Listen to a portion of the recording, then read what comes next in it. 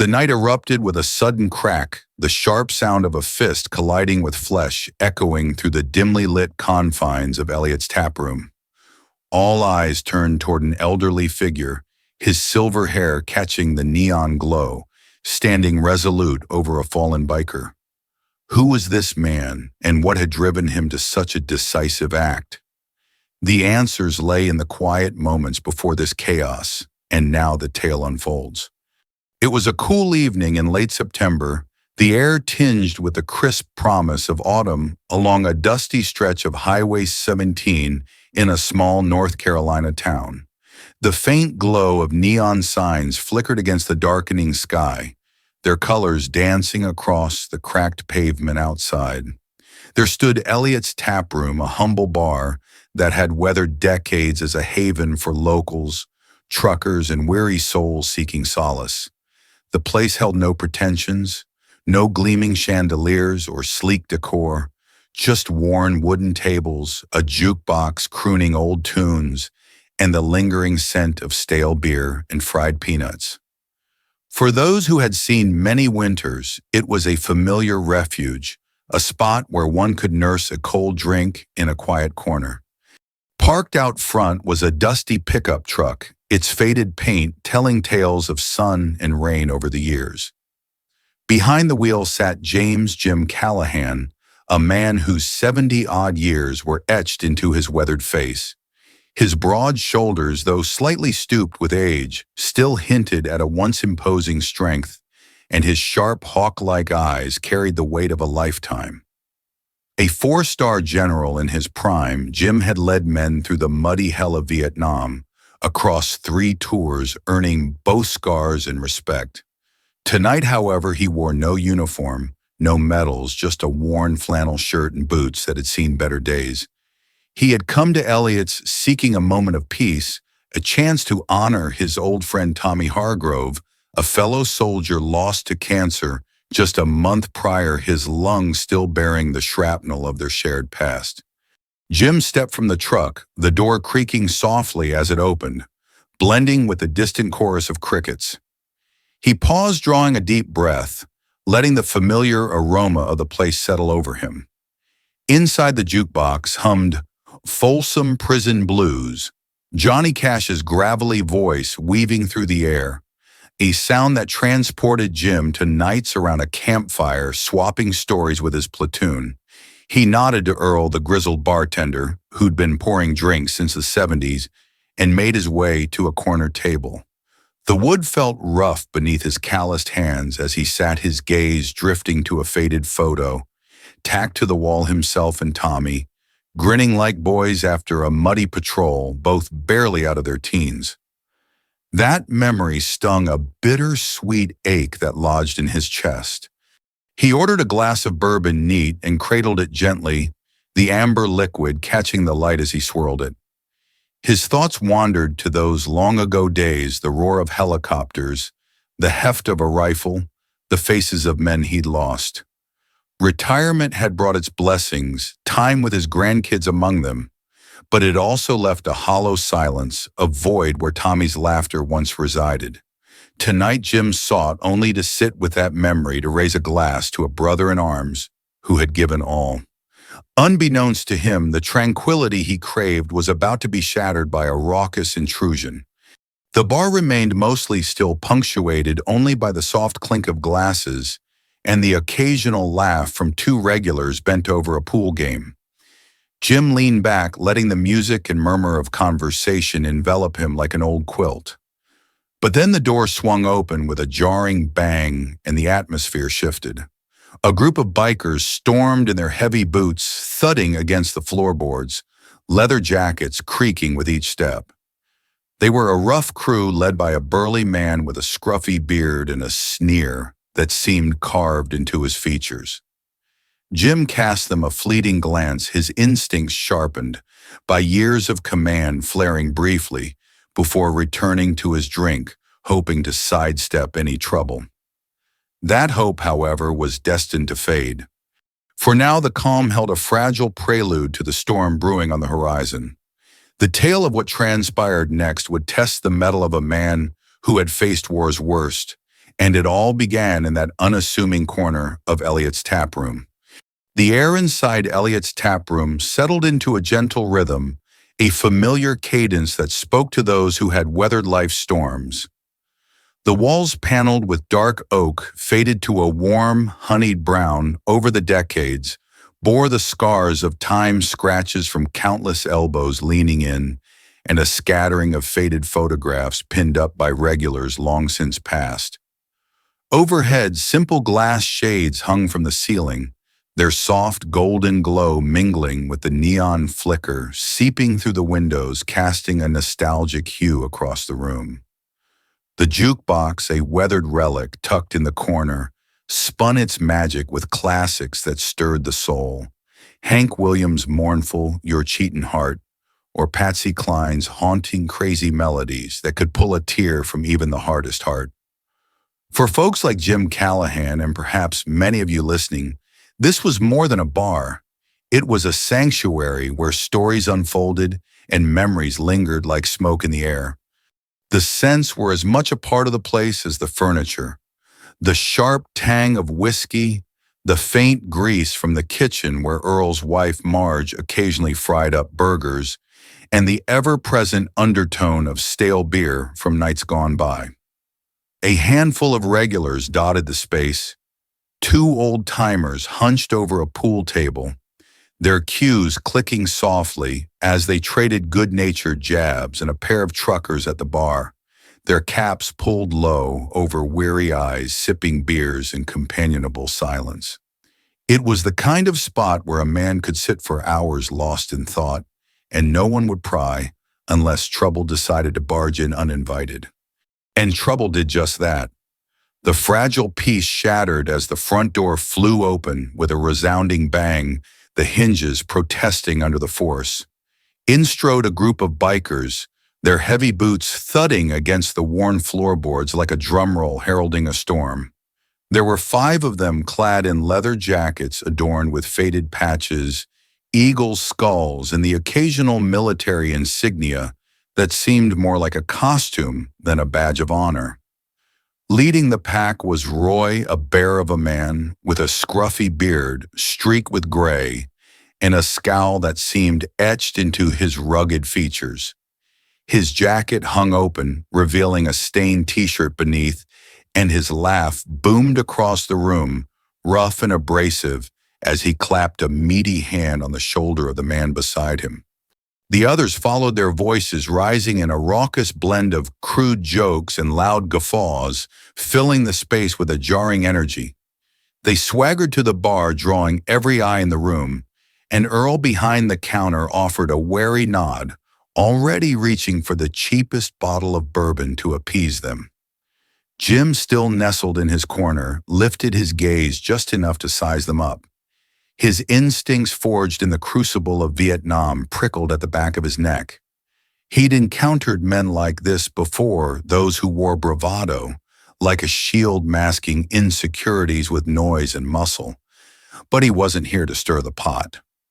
He took another sip of his bourbon, the warmth spreading through his chest, and turned his attention back to the faded photo on the wall, silently willing the night to remain uneventful. Yet peace was not to be. One of the bikers, a wiry figure named Pete with a bandana tied around his head and a smirk that never reached his eyes, leaned against the bar and let his gaze roam the room. His eyes landed on Jim, and a sneer curled his lips. "Well, look at this," he drawled, his voice loud enough to carry across half the bar. "A bunch of old geezers playing soldier in here. Bet they ain't seen a battlefield since the TV showed Vietnam reruns." The group erupted in laughter, a harsh, grating sound that sliced through the jukebox's gentle hum. A couple of regulars shifted uncomfortably, their glances darting toward Jim, but he remained still, his fingers tightening slightly around his glass. Roy joined the fray, slamming a meaty hand on the bar with a thud.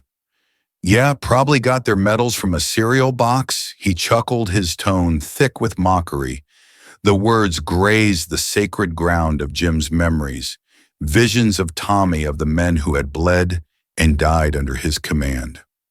A flicker of anger stirred within him, but he held it in check, his jaw tightening as he kept his eyes steady. He'd learned long ago to choose his battles wisely, and this didn't yet warrant a fight, not in his mind. The tension thickened, a subtle ripple that even the pool players felt. They paused mid-shot cues hovering over the table, and the truckers at the bar turned slightly, their expressions a blend of curiosity and unease. Earl wiped a glass with a rag, his movements deliberate, his eyes flicking between Jim and the bikers. He'd seen his share of barroom scuffles, and this one was brewing like a summer thunderstorm on the horizon. The bikers ordered another round, their laughter growing bolder, and Pete cast another glance Jim's way, his smirk widening as if issuing a silent dare. Jim exhaled slowly, the sound lost amid the rising noise. He set a glass down with a soft clink, the sound swallowed by the room's din, and leaned back in his chair. His mind drifted once more to Tommy, his friend's easy grin, the way he'd always had a quip ready even in the darkest foxholes. That memory steadied him, an anchor against the growing irritation. But deep down he sensed this night was veering toward a confrontation he couldn't avoid. The biker's presence was a spark, and the air was heavy with the promise of a blaze. For now the calm lingered, a fragile prelude to the storm about to break.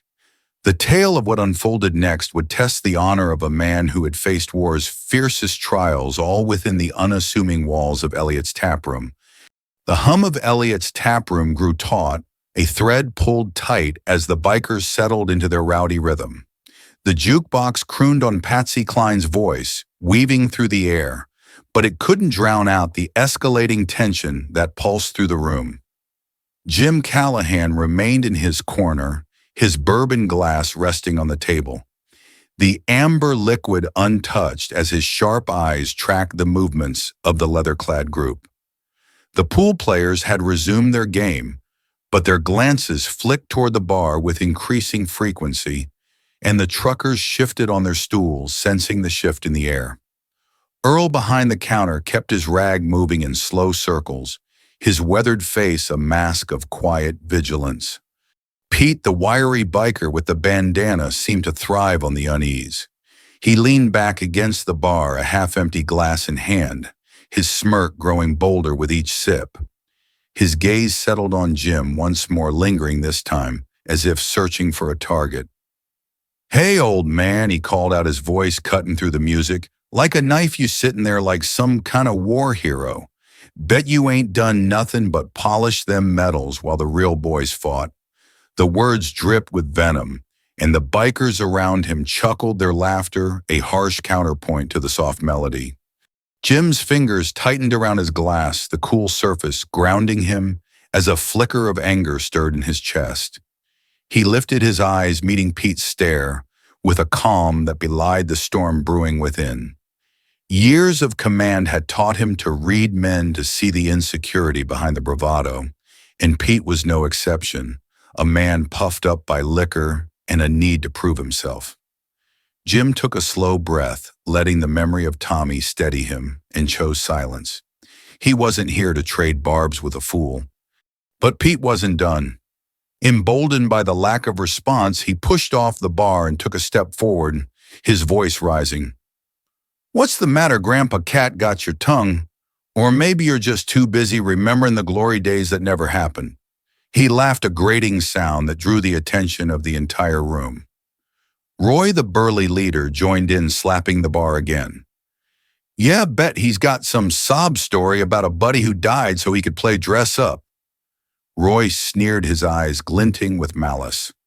That was the spark. The mention of a sob story struck Jim like a bullet piercing the shield of his restraint. Tommy's face flashed before him, his friend's grin fading into the haze of a jungle ambush, the weight of his lifeless body carried back by the platoon. Jim's jaw clenched, and he set his glass down with a deliberate clink, the sound sharp in the sudden hush that fell over the bar. The pool players froze cues, hovering midair, and the truckers turned fully, now their breaths held. Earl's hand paused on the rag, his eyes narrowing as he watched the scene unfold. Pete, oblivious to the danger, took another step closer, his smirk widening. "Go on, tell us your little tale," he taunted, his voice thick with mockery. "Bet it's all lies, some fake uniform and a free drink, huh?" Then, with a sneer that curled his lips, he delivered the final blow. "You little bastard." The words hung in the air, slapped to the face of every sacrifice Jim had ever made, every man he'd buried. For a moment, time seemed to slow.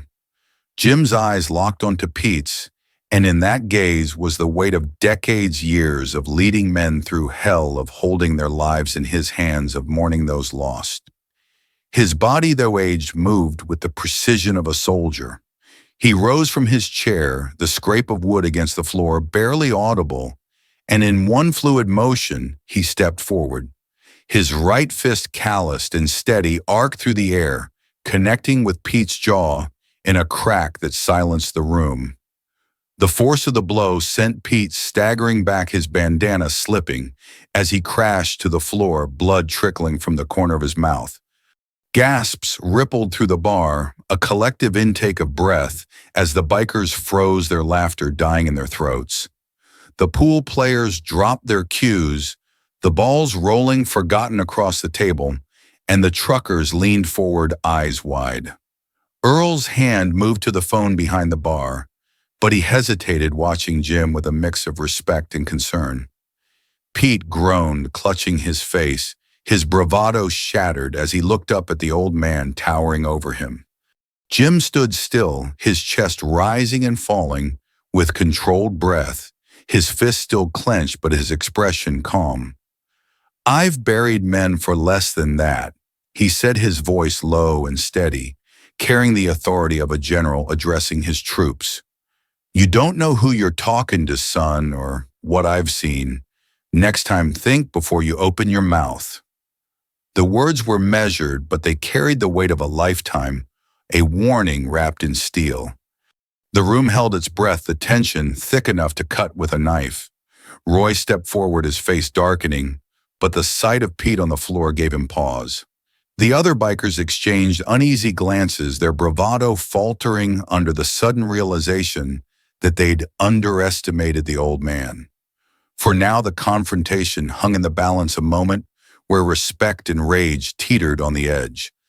This was the explosion, folks, the point where honor clashed with insolence, and a four-star general showed the world he still had fight left in him. Stay with me, and we'll see how this fire spreads. The silence that followed Jim Callahan's decisive strike hung heavy over Elliott's taproom, a fragile pause in the storm that had just begun to rage. Pete lay sprawled on the floor, his hand pressed to his bleeding jaw, his bandana askew as he struggled to regain his bearings. The air crackled with tension, every eye in the bar fixed on the scene unfolding before them. The jukebox's soft melody had faded into the background, drowned out by the rapid thud of hearts and the shallow breaths of those watching. Jim stood tall, his silver hair catching the dim light, his fist unclenching slowly as he met the stunned gazes around him.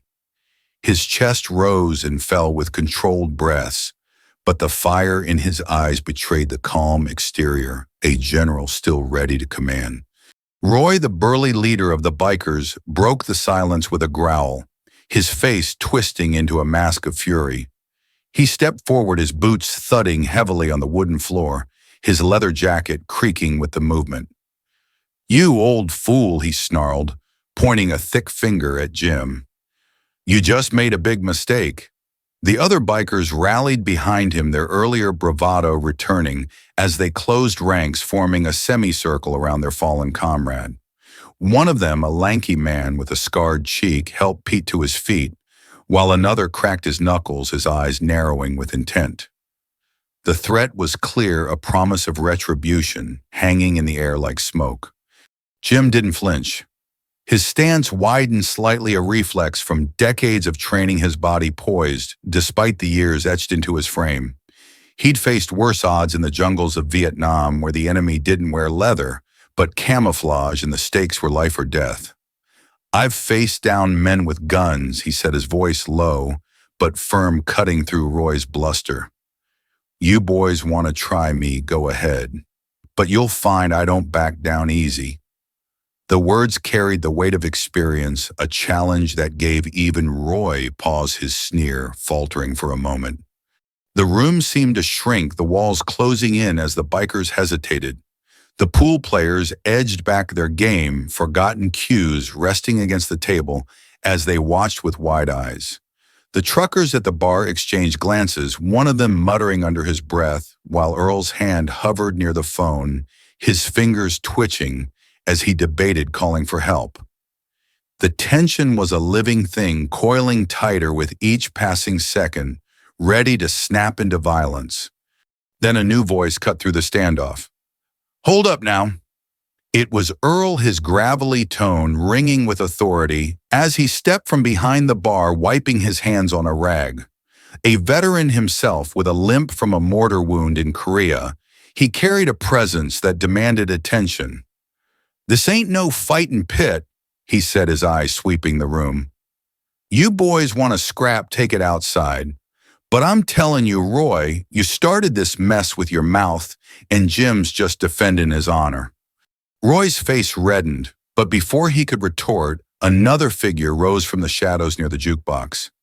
It was Henry, a wiry old man with a weathered cap and a chest full of medals pinned to his jacket, a comrade who'd served under Jim in '68.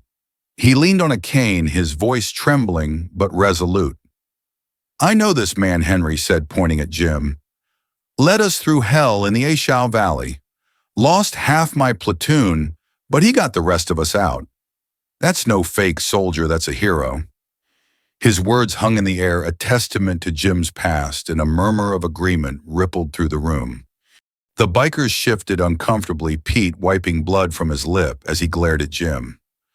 Roy clenched his fists, his bravado wavering under the weight of Henry's testimony, but pride kept him from backing down. "Hero or not," Roy spat. "He hit my man. That's assault." He took a step closer, his bulk looming, but Jim didn't budge, his gaze steady as a rock. The standoff teetered on the edge when the wail of sirens pierced the night, their red and blue lights flashing through the bar's windows, casting jagged shadows across the walls. The sound jolted everyone, and the bikers froze their heads, turning toward the door. Earl seized the moment, grabbing the phone and nodding to Jim. "Cops are here," he said gruffly. "Let's hope they sort this out before it gets uglier." Two officers stepped inside, their uniforms crisp against the bar's worn ambiance. The first, a broad-shouldered man with a close-cropped haircut, surveyed the room with a stern gaze. The second, a woman with sharp features and a calm demeanor, followed close behind, her hand resting near her holster. "We got a call about a disturbance," the male officer said, his voice steady but firm. "Someone care to explain?" Roy pointed at Jim, his voice rising. "This old geezer attacked my buddy for no reason. Look at Pete, he's bleeding." Pete nodded, holding his jaw with a theatrical wince, while the bikers muttered in agreement. Jim remained silent, his hands now at his sides, but his posture radiated quiet strength. The female officer stepped forward, her eyes scanning the room. "Anyone else see what happened?" she asked, her tone carrying an air of authority. Henry spoke up again, his voice steady despite his frailty. "I did. That biker there," Pete started, mouthing off insulting Jim's service. Jim warned him, but Pete kept going. He threw the first punch with his words, and Jim just defended himself. Earl nodded, backing Henry up. "Same here." Pete provoked him, and Jim reacted. "Ain't no assault, just a man standing his ground." The officers exchanged a glance, then turned to Jim. The male officer stepped closer. "Sir, can you confirm this?" Jim met the officer's gaze, his voice calm but laced with steel. "I served 30 years, 3 tours in Vietnam. This man insulted my service and the memory of my men. I asked him to stop, but he didn't. I acted to defend my honor." He paused, then added, "I've got my ID and papers in my truck if you need to see." The tension held a delicate balance as the officers weighed the situation. The bikers glared, but the weight of the witness's words began to tilt the scales. This confrontation was far from over, but for now the law had stepped into the fray, ready to unravel the truth. The dim light of Elliott's taproom flickered as the two officers stood at its center, their presence a stark contrast to the worn wood and neon glow. The male officer, broad-shouldered and stern, adjusted his stance, his mirrored sunglasses reflecting the tense faces around him. The female officer, her sharp features softened by a calm demeanor, scanned the room with a practiced eye, her hand still near her holster. The sirens outside had faded, leaving only the faint hum of the jukebox and the shallow breaths of those gathered.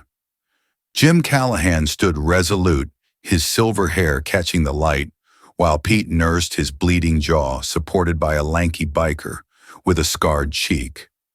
Roy, the burly leader, hovered nearby, his fists clenched, his glare fixed on Jim. The air thrummed with anticipation, a moment teetering on the edge of resolution or further chaos. "We need the full story," the male officer said, his voice cutting through the silence like a blade. He turned to Roy first, his tone neutral but commanding. "You say this man assaulted your friend. Tell me what happened." Roy straightened his chest, puffing out as he launched into his version. "This old guy just hauled off and hit Pete for no reason. We were minding our own business and he attacked. Look at my boy, he's hurt." Pete nodded vigorously, though his wince seemed more performative than genuine, drawing a few sympathetic mutters from his crew. The officer's gaze shifted to Jim, his expression unreadable behind those sunglasses. "Your side, Sir Jim," met the look with steady eyes, his posture relaxed but alert. "I was sitting here minding my own when this fella Pete started running his mouth. Called me a fake soldier, insulted my service, and brought up my fallen comrades.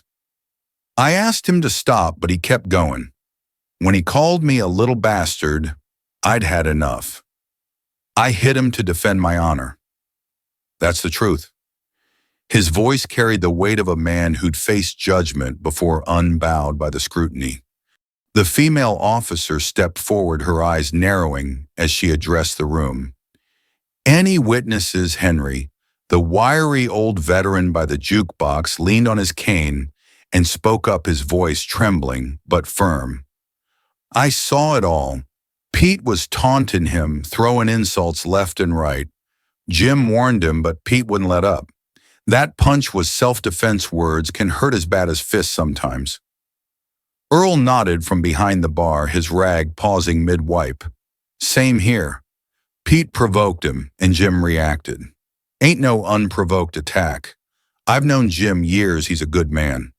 A murmur of agreement rippled through the regulars, the pool players exchanging nods, the truckers murmuring their assent. The officers took it in their expressions, shifting as the weight of the testimony settled. The male officer turned to Jim again. "Can you provide proof of your service?" Sir Jim gave a small nod, his movements measured. "My ID and papers are in my truck. I'll fetch 'em if you need." The officer gestured for him to stay put. "We'll get them. Stay here." As the female officer stepped outside to retrieve Jim's documents, the room held its breath. Roy seized the moment, his voice rising in protest.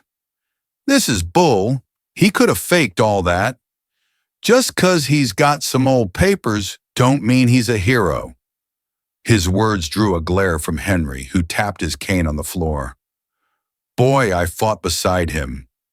You don't fake leading men out of an ambush. Show some respect." The bikers bristled, but the growing support for Jim silenced their retorts. The female officer returned a folder in hand and handed it to her partner. The male officer flipped through the contents, Jim's military ID, discharge papers, and a commendation letter bearing the 4-star insignia. His brow furrowed as he read. Then he looked up, his tone shifting to one of respect. "General Callahan, your record checks out. 30 years, 3 tours, multiple decorations. We appreciate your service." He turned to Roy, his voice hardening. Based on the witnesses, this appears to be a case of provocation. No charges will be filed against Mr. Callahan unless new evidence arises. Roy's face flushed a deep red, his fist trembling. You're taking his word over ours, he hit Pete. The female officer shot him a sharp look, her voice cutting. From what we've heard, your friend instigated this. You're lucky Mr. Callahan isn't pressing charges against Pete for assault. Words can incite, and he crossed a line. The words hit Roy like a slap, deflating his bluster as the bikers shifted uneasily, avoiding the room's gaze. The male officer continued, his tone final. We're filing a report on this incident. If you want to pursue a claim, you're welcome to, but false accusations carry consequences. For now, I suggest you all cool off. He scanned the room, his partner nodding in agreement, and the tension began to ease, though the air remained charged. The bikers muttered among themselves, helping Pete to his feet as they prepared to leave their earlier swagger, replaced by a sullen silence. As they shuffled toward the door, a few patrons broke the quiet. One of the truckers, a grizzled man with a gray beard, clapped Jim on the shoulder. Well done, General. Someone had to put that punk in his place. Another, a regular by the pool table, gave a respectful nod. Ain't seen a move like that in years. You've still got it. The murmurs grew into a soft wave of approval, and Jim offered a faint smile, the weight of their respect settling over him. Earl leaned on the bar, a rare grin breaking his stern facade. You handled that like a true leader, Jim. Drinks on the house tonight. Jim shook his head slightly, but the gesture warmed him. The officers lingered a moment longer, ensuring the peace held, then stepped outside, their lights fading into the night. The bar slowly returned to its hum, the jukebox picking up again with a gentle tune, but the night had left its mark, a testament to honor defended and community reaffirmed. For now the storm had passed, but the echoes of that confrontation lingered, shaping the respect Jim would carry forward. The tale wasn't over yet. The hum of Elliott's Taproom gradually settled back into its familiar rhythm, the jukebox's soft strains of Your Cheatin' Heart weaving through the air as the last echoes of the night's confrontation faded. The bikers had slunk out, their heavy boots no longer thundering against the floor, leaving behind a quiet that felt both heavy and cleansing. Jim Callahan remained at his corner table, his bourbon glass now cradled in his hands, the amber liquid swirling gently as he stared into it. The weight of the evening pressed on him, a mix of pride and weariness, etched into the lines of his weathered face. The patrons had dispersed, some back to their pool game, others to their drinks, but their glances still drifted toward him, a silent acknowledgement of what had transpired. He took a slow sip, the warmth of the bourbon spreading through his chest, and let his mind drift. The image of Pete's sneer, the crack of his fist against that insolent jaw, replayed in his thoughts, but it was Tommy's face that lingered longest. His friend's grin bright, even in the muddy hell of Vietnam, the way he'd laugh off the rain, and the bullets, those memories were a balm and a burden. Jim wondered if Tommy would have been proud of him tonight, standing up for their shared honor, or if he'd have shaken his head and said, Jim, you're too old for this nonsense. A faint smile tugged at his lips at the thought, but it faded as the ache of loss settled deeper. The bar grew quieter, the clock on the wall ticking past midnight, and Jim knew it was time to head home. He left a few bills on the table for Earl, nodding to the bartender who returned the gesture with a knowing look and stepped out into the cool night air. The neon signs buzzed faintly, their glow reflecting off his truck as he climbed in. The drive back to his small house on the edge of town was silent. The hum of the engine, a lone companion, but his mind churned with reflection. Had he done right by striking Pete? The answer eluded him, tangled in the pride of defending his men's memory and the unease of resorting to violence. A week later, the sun dipped low over the North Carolina horizon, casting long shadows across Jim's driveway. As he tinkered with his truck, the hood propped open and a wrench in hand. The memory of that night lingered, not because of the fight itself he'd faced worse in combat, but because of what it stirred within him. The sound of gravel crunching under tires pulled him from his thoughts. He straightened, wiping his hand on a rag, and turned to see a motorcycle rolling to a stop. The rider dismounted, removing his helmet to reveal Pete, the wiry biker from the bar, his bandana replaced by a sheepish expression. Pete hesitated, his hands stuffed into his jacket pockets, his eyes avoiding Jim's for a moment. General Callahan," he began, his voice quieter than it had been that night. "I came to say sorry." Jim raised an eyebrow, his stance firm, but curious, waiting for the man to continue. Pete shifted his weight, his face flushing with guilt. "What I said back there, it was wrong. I didn't know about your service, about your friend. I was drunk and running my mouth, and I shouldn't have. You didn't deserve that." The admission hung between them, raw and unpolished. Jim studied Pete, seeing the discomfort in his posture, the sincerity in his downcast eyes. It wasn't the smoothest apology, but it carried the weight of effort of a man facing his own mistakes. "Why now, Jim?" asked, his tone steady, probing for truth. Pete shrugged, kicking at a pebble on the ground. "'Cause it's been eating at me. Saw you handle yourself, heard what folks said about you after. Made me realize I was the fool, not you. I ain't proud of it, and I figured I owed you this." He met Jim's gaze, then his eyes earnest. "Don't expect you to forgive me, but I needed to say it." For a long moment, Jim said nothing, the wrench still in his hand, the late afternoon sun warming his back. He'd heard apologies before, some hollow, some heartfelt, and this one felt different, born of a hard-earned lesson. He sighed, leaning against the truck, his arms crossing. "Takes guts to come here, Pete. Doesn't erase what happened, but it's a start." He extended a hand, weathered but steady, and Pete took it, a firm grip, sealing the moment. The handshake lingered, a silent pact of understanding. Pete nodded, relief washing over his face. "Thanks, sir. Means a lot." He mounted his bike, the engine roaring to life, and rode off, leaving Jim standing in the driveway.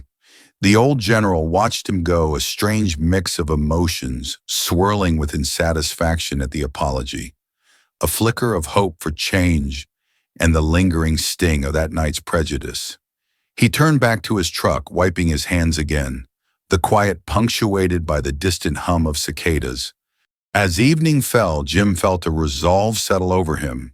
The fight against ignorance wasn't over, but this small step with Pete showed it could be met with strength and grace. Sometimes the battles worth fighting were the ones fought with words and actions, not just fists. With that thought, he closed the hood, the clank of metal a final note to the day, and headed inside, ready to face whatever came next with the same honor that had carried him through war. The night had settled over North Carolina, the cicadas' hum fading into the stillness as Jim Callahan closed the door behind him, the weight of the day lifting slightly from his shoulders. Elliott's Taproom, with its worn tables and neon glow, would carry the memory of that confrontation for years to come. A tale of honor defended, of a 4-star general who refused to let his past be mocked. But for Jim, and perhaps for many of you listening, it was more than a barroom scuffle. It was a reminder of the battles fought not just on foreign soil, but right here in the hearts and homes of everyday life. You've likely seen moments like this yourselves, haven't you? Maybe it was a time when someone stood up for what was right, or when a harsh word cut deeper than intended, only to be mended by a humble apology. For Jim, it was about the men he'd lost, Tommy and the others, whose sacrifices deserved respect, not ridicule. And for Pete, it was a chance to learn to turn from ignorance toward understanding. That's the beauty of it, folks. These stories show us that change can start with one step, one handshake, one act of courage. As we sit with this tale, let's honor the sea veterans who've given so much not just with medals or parades, but with the respect they earn every day. And let's remember the power of forgiveness, how it can heal wounds we didn't even know we carried. Jim's story isn't just his, it's ours, a thread in the fabric of a community that stands together when it matters most. So I'd like to ask you, my friends, have you got a story of your own? Maybe a memory of a veteran in your life, or a time when you saw honor shine through in a tough moment. I'd love to hear it. Share it with us, pass it along, and let's keep these tales alive. Because every story like Jim's reminds us what we're made of and what we can still become.